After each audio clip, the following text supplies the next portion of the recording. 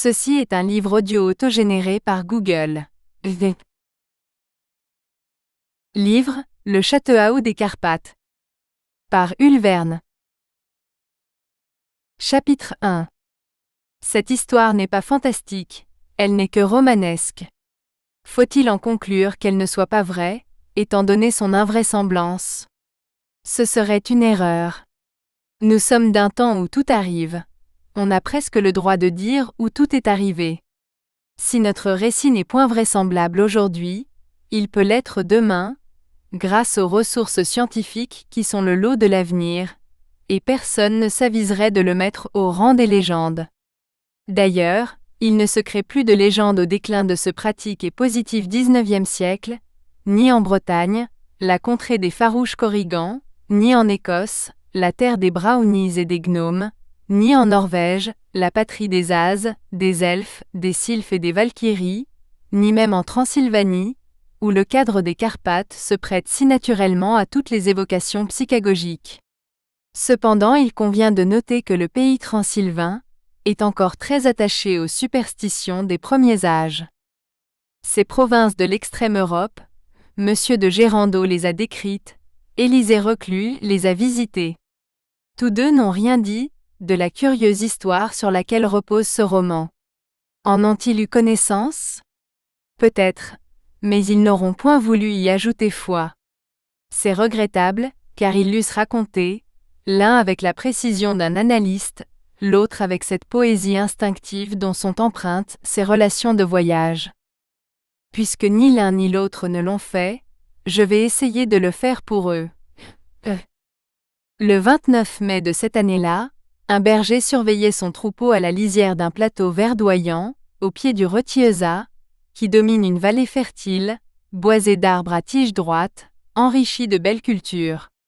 Ce plateau élevé, découvert, sans abri, les galernes, qui sont les vents de nord-ouest, le rasent pendant l'hiver comme avec un rasoir de barbier.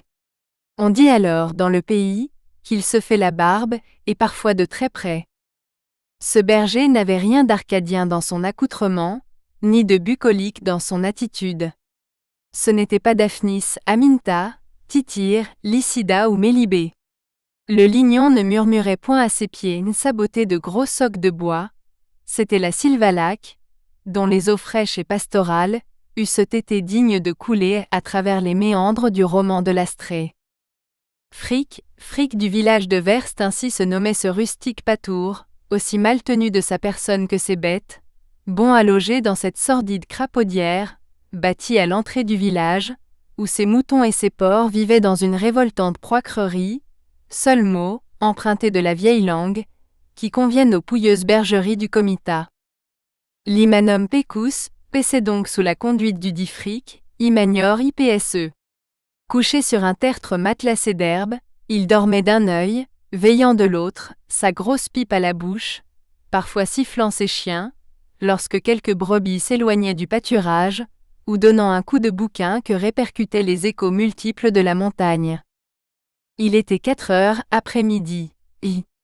Le soleil commençait à décliner. Quelques sommets, dont les bases se noyaient d'une brume flottante, s'éclairaient dans l'est. Vers le sud-ouest, 2 brisures de la chaîne laissaient passer un oblique faisceau de rayons, comme un jet lumineux qui filtre par une porte entr'ouverte. Ce système orographique appartenait à la portion la plus sauvage de la Transylvanie, comprise sous la dénomination de Comitat de Klausenburg ou Kolosvar. Curieux fragment de l'Empire d'Autriche, cette Transylvanie, l'ère d'Élie en magyar, c'est-à-dire le pays des forêts. Elle est limitée par la Hongrie au nord, la Valachie au sud, la Moldavie à l'ouest. Étendue sur 60 000 km², soit 6 millions d'hectares, à peu près le 9e de la France, c'est une sorte de Suisse, mais de moitié plus vaste que le domaine helvétique, sans être plus peuplé. Avec ses plateaux livrés à la culture, ses luxuriants pâturages, ses vallées capricieusement dessinées, ses cimes sourcilleuses, la Transylvanie, zébrée par les ramifications d'origine plutonique des Carpates, et sillonnée de nombreux cours d'eau qui vont grossir la Thèse et ce superbe Danube, dont les portes de fer, à quelques milles au sud. la mile hongrois vaut environ 7500 mètres, ferme le défilé de la chaîne des Balkans sur la frontière de la Hongrie et de l'Empire ottoman. Tel est cet ancien pays des Daces, conquis par Trajan au 1er siècle de l'ère chrétienne. L'indépendance dont il jouissait sous Jean Zappoli et ses successeurs, jusqu'en 1699, prit fin avec Léopold Ier, qui l'annexa à l'Autriche. Mais quelle qu'ait été sa constitution politique, il est resté le commun habitat de diverses races qui s'y coudoient sans se fusionner.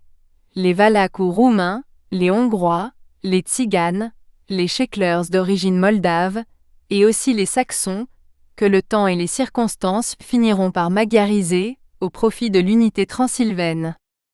À quel type se raccordait le berger Frick? Était-ce un descendant dégénéré des anciens Daces? Il eût été malaisé de se prononcer, à voir sa chevelure en désordre, sa face mâchurée, sa barbe en broussailles, ses sourcils épais comme deux brosses à crins rougeâtres, ses yeux pairs, entre le vert et le bleu, et dont le larmier humide était circonscrit du cercle sénile. C'est qu'il est âgé de 65 ans. Il y a lieu de le croire du moins. Mais il est grand, sec, droit sous son sayon jaunâtre moins poilu que sa poitrine. Et un peintre ne dédaignerait pas d'en saisir la silhouette, lorsque, coiffé d'un chapeau de sparterie, vrai bouchon de paille, il s'accote sur son bâton à bec de corbin, aussi immobile qu'un roc.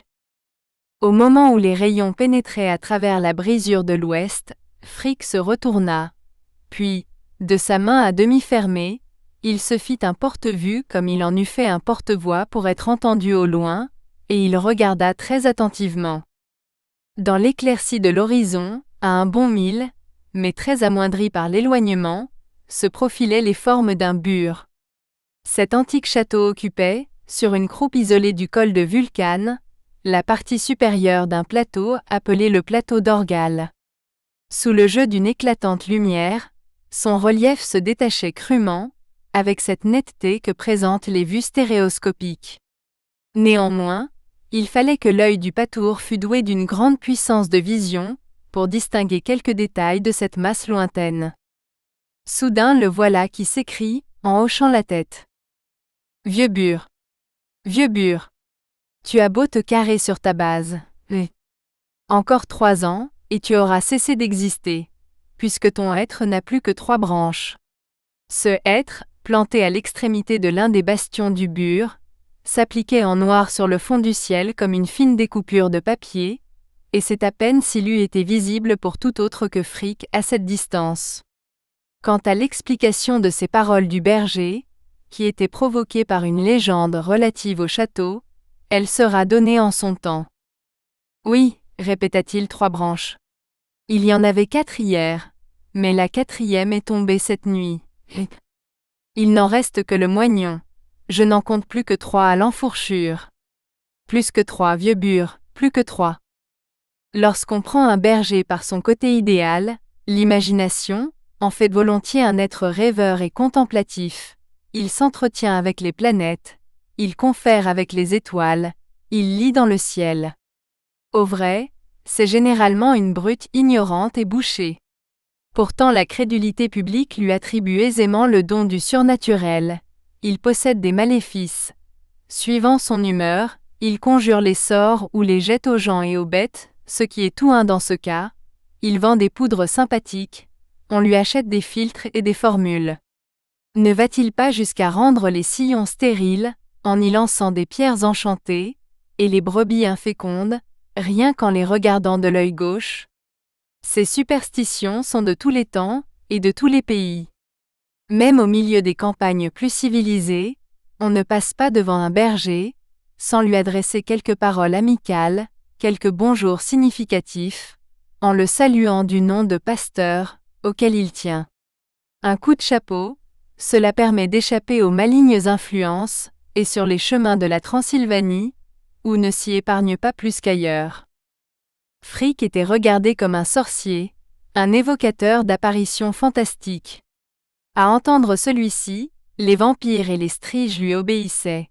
À en croire celui-là, on le rencontrait au déclin de la lune, par les nuits sombres, comme on voit en d'autres contrées, le grand bissexte achevalé sur la vanne des moulins, causant avec les loups ou rêvant aux étoiles. Frick laissait dire, y trouvant profit. Il vendait des charmes et des contre-charmes. Mais observation à noter, il était lui-même aussi crédule que sa clientèle, et s'il ne croyait pas à ses propres sortilèges, du moins, ajoutait-il foi aux légendes qui couraient le pays. On ne s'étonnera donc pas qu'il eût tiré ce pronostic relatif à la disparition prochaine du vieux bur, puisque le hêtre était réduit à 3 branches, ni qu'il eût hâte d'en porter la nouvelle à Werst. Après avoir rassemblé son troupeau en beuglant à plein poumon à travers un long bouquin de bois blanc, Frick reprit le chemin du village. Ses chiens le suivaient harcelant les bêtes de demi-griffons bâtards, hargneux et féroces, qui semblaient plutôt propres à dévorer des moutons qu'à les garder. Il y avait là une centaine de béliers et de brebis, dont une douzaine d'antennais de première année, le reste en animaux de 3e et de 4e année, soit de 4 et de 6 dents. Ce troupeau appartenait au juge de Werst, le Birocholz, lequel payait à la commune un gros droit de brébiage, et qui appréciait fort son pâtour Frick, le sachant très habile à la tonte, et très entendu au traitement des maladies, muguet, affilé, avertin, douve, encossement, phalaire, clavelé, piétin, rabuse et autres affections d'origine pécuaire. Le troupeau marchait en masse compacte, le sonnailler devant, et près de lui, la brebis birane, faisant tinter leurs clarines au milieu des bêlements. Au sortir de la pâture, Frick prit un large sentier, bordant de vastes champs. Là ondulaient les magnifiques épis d'un blé très haut sur tige, très long de chaume. Là, s'étendaient quelques plantations de ce Coucouroutz, qui est le maïs du pays. Le chemin conduisait à la lisière d'une forêt de pins et de sapins, au-dessous frais et sombre. Plus bas, la Cille promenait son cours lumineux, filtré par le cailloutis du fond, et sur lequel flottaient les billes de bois débitées par les scieries de l'amont. Chiens et moutons s'arrêtèrent sur la rive droite de la rivière, et se mirent à boire avidement au ras de la berge, en remuant le fouillis des roseaux. Werst n'était plus qu'à 3 portées de fusil, au-delà d'une épaisse Soleil, formée de francs arbres et non de ces têtards rabougris, qui touffent à quelques pieds au-dessus de leurs racines. Cette Soleil se développait jusqu'aux pentes du col de Vulcane, dont le village, qui porte ce nom, occupe une saillie sur le versant méridional des massifs du Plessa. La campagne était déserte à 7 heures. C'est seulement à la nuit tombante que les gens de culture regagnent leur foyer, et Frick n'avait pu, chemin faisant, échanger le bonjour traditionnel. Son troupeau désaltéré, il allait s'engager entre les plis de la vallée, lorsqu'un homme apparut au tournant de la Cille, une 50aine de pas en aval. « Et l'ami !» cria-t-il au pâtour. C'était un de ces forains qui courent les marchés du comitat. On les rencontre dans les villes, dans les bourgades, jusque dans les plus modestes villages. Se faire comprendre n'est point pour les embarrasser, ils parlent toutes les langues. Celui-ci était-il italien, saxon ou valaque? Personne n'eût pu le dire, mais il était juif polonais. Grand, maigre, nez busqué, barbe en pointe, front bombé, yeux très vifs. Ce colporteur vendait des lunettes, des thermomètres, des baromètres et de petites horloges. Ce qui n'était pas renfermé dans la balle assujetti par de fortes bretelles sur ses épaules, lui pendait au cou et à la ceinture, un véritable brelandinier, quelque chose comme un étalagiste ambulant. Probablement ce juif avait le respect, et peut-être la crainte salutaire qu'inspirent les bergers. Aussi salua-t-il Frick de la main. Puis, dans cette langue roumaine, qui est formée du latin et du slave, il dit avec un accent étranger. « Cela va-t-il comme vous voulez, l'ami » ? « Oui, suivant le temps, » répondit Frick. « Alors vous allez bien aujourd'hui, car il fait beau. Et j'irai mal demain, car il pleuvra. »« Il pleuvra » s'écria le colporteur. « Il pleut donc sans nuages dans votre pays ? Les nuages viendront cette nuit, et de là-bas, du mauvais côté de la montagne. À quoi voyez-vous cela ? À la laine de mes moutons, qui est rêche et sèche comme un cuir tanné. Alors ce sera tant pis pour ceux qui arpentent les grandes routes. Et tant mieux pour ceux qui seront restés sur la porte de leur maison. Encore faut-il posséder une maison, pasteur. Avez-vous des enfants? Dit Frick. Non. Êtes-vous marié? Non. Et Frick demandait cela parce que, dans le pays, c'est l'habitude de le demander à ceux que l'on rencontre. Puis il reprit. D'où venez-vous, colporteur? D'Hermannstadt. Hermannstadt est une des principales bourgades de la Transylvanie. En la quittant, on trouve la vallée de la Sille hongroise, qui descend jusqu'au bourg de Petrocénie.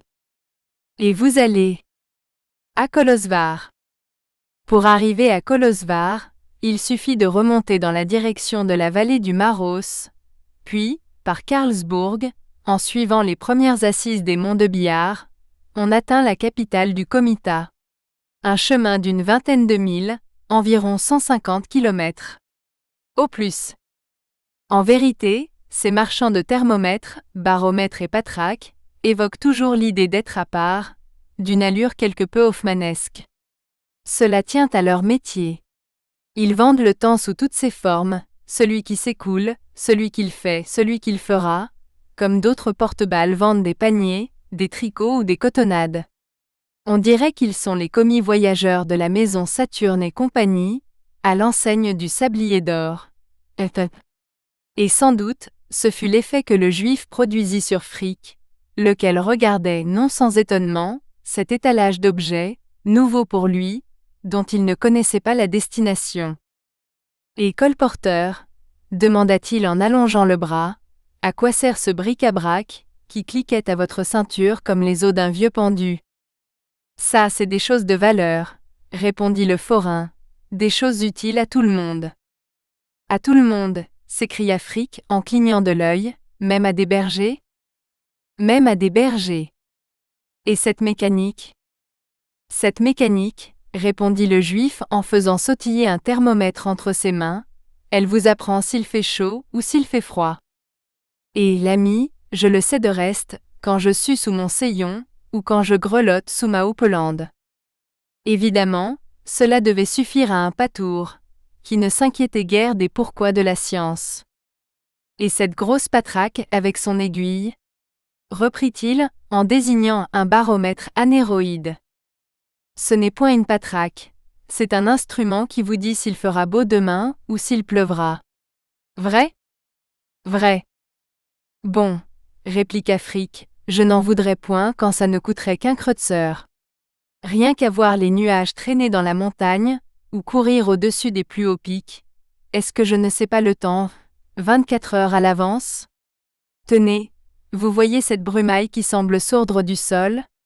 Eh bien, je vous l'ai dit, c'est de l'eau pour demain.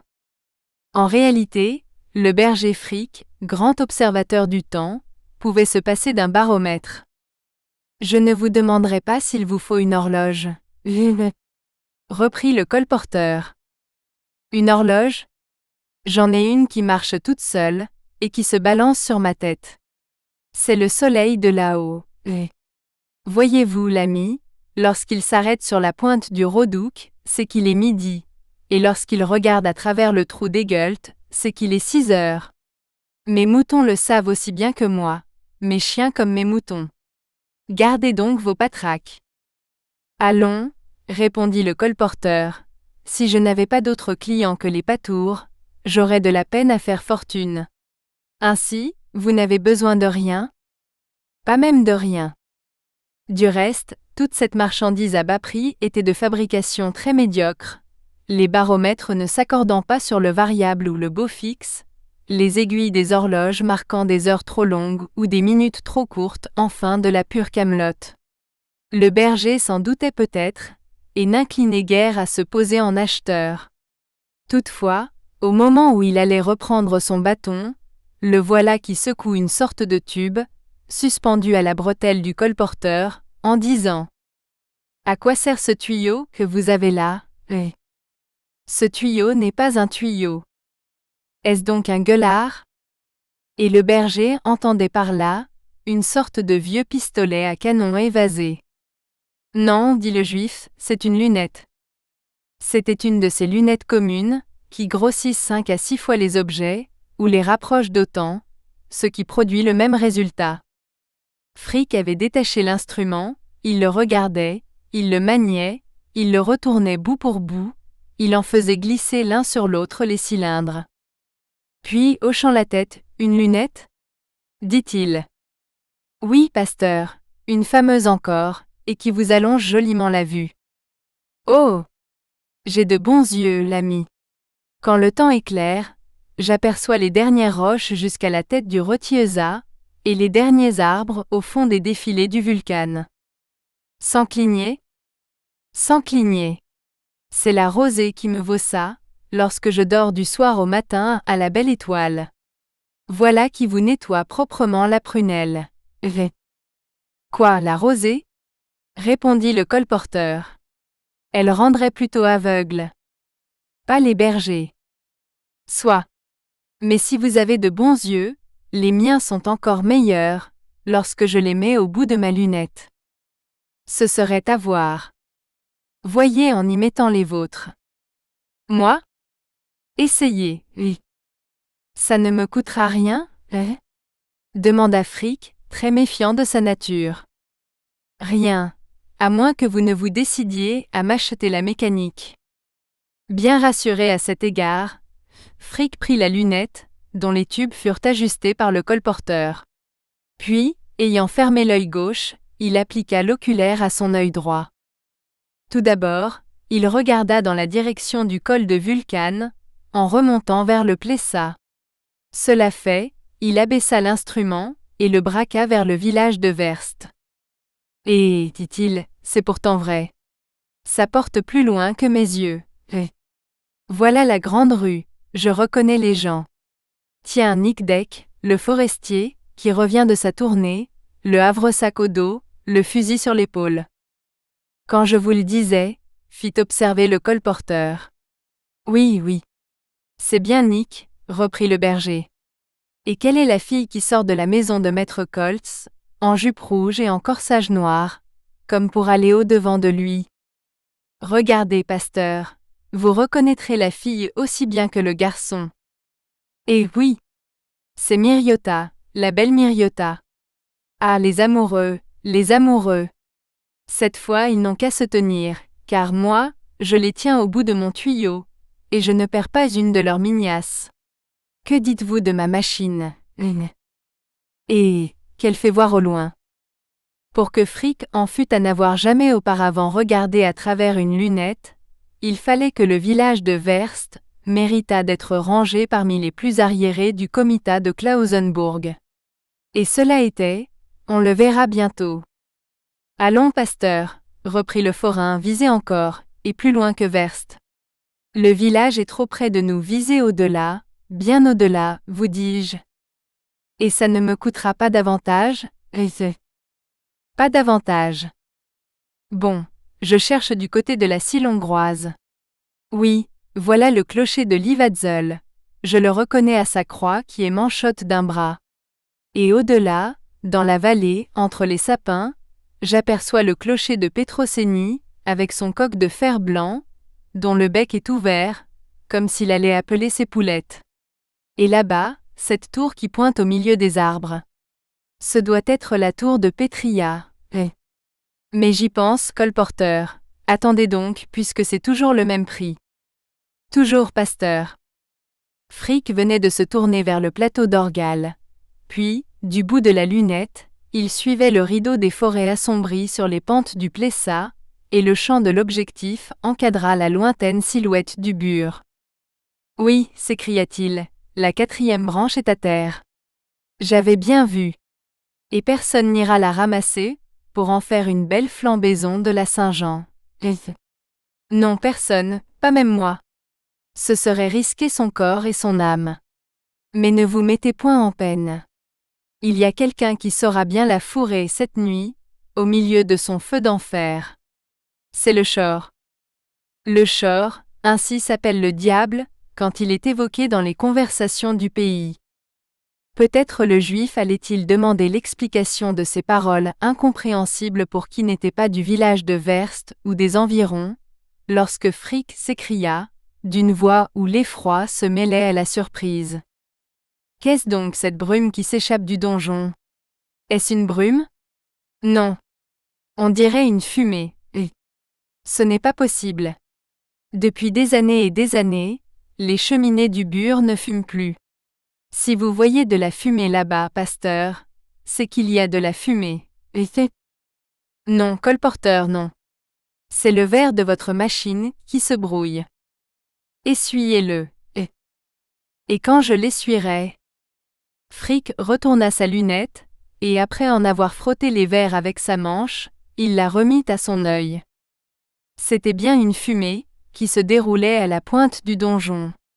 Elle montait droit dans l'air calme, et son panache se confondait avec les hautes vapeurs.